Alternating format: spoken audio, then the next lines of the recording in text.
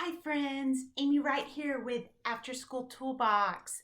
All right, today let's talk about how we're going to measure the impact of our program, aka your performance measures, SMART goals, whatever it is you might want to call it. Chances are, if you are a grant-funded program, you have to have some type of data that proves the impact of your program, which, by the way, if you use certain terminology, write it in the comments below and keep this discussion going and broaden it and help even more people. Okay, so with that said, let me just kind of share from my experience what I have discovered about trying to set performance measures or goals for your program. First of all, one thing to think about and consider is the way in which you are collecting your data or where you're getting it from. I myself have kind of done this before, and I've seen it in grants that I've read before, that a lot of people like to tie the impact of their program based on state test scores or national test scores. Sometimes we feel like, well, that's just an easy way to do it. It's legit, and yes, that is. But over the years, I've kind of gotten away from tying my performance of the kids in my program to their test scores and or even grades.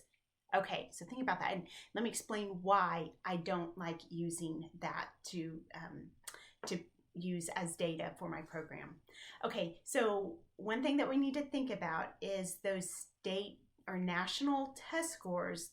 They're taken in that springtime towards the end of the school year, and then by the time you even get the results, you're already into August and September, and depending on when you have to have your data about the impact, it's sometimes after the fact before you even get those scores in the first place. So that's kind of reason number one why I don't like using that data.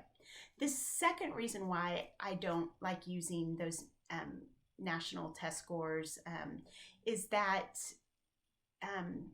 it doesn't necessarily capture or support the impact of what we have done in our after school time. Okay, here's what I mean by that. When a student is taking those tests, it could be that whole school year they had a phenomenal teacher, a really experienced teacher, and because of that teacher, they just killed it on the test and their scores went up really high. And truth be told, it had nothing to do with what I was doing in our after school program. See what I'm saying on that?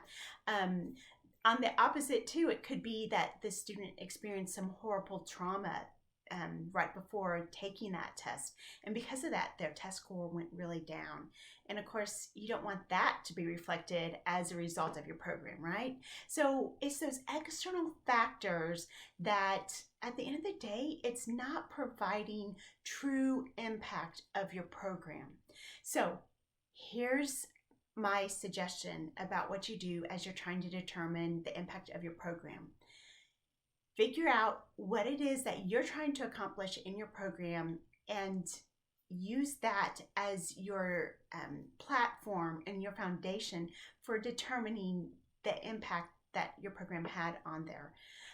There's curriculum out there that you can purchase that sometimes has a pre-test and a post-test, and all the content that those kids are learning are a direct result of what they did in your after-school program.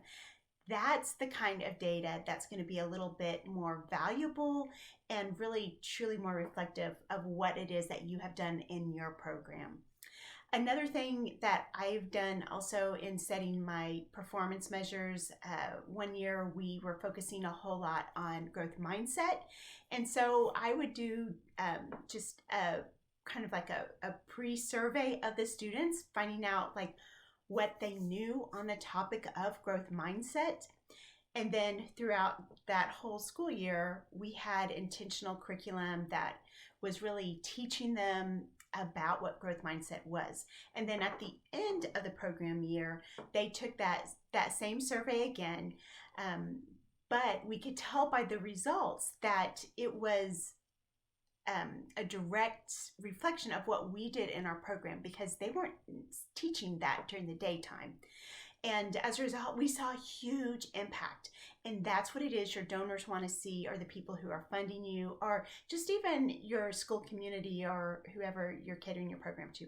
Those are the kind of results that they want to see. They want to see it's being reflected about what you did specifically in your program. So once again, just to summarize, find ways to measure growth and or academic growth, whatever it is that you're using as your performance measures or SMART goals, whatever. Make it very intentional and make sure that it's based off of things that you did and taught in your after school time, not necessarily what they did as a result of what happened in the daytime at school. Okay, friends, I hope that helps. Please subscribe to my channel and also add to this conversation. I'd love to hear what other thoughts and ideas and wisdom you can also impart on this. All right, come back and see me again, and don't forget to visit my website, afterschooltoolbox.com.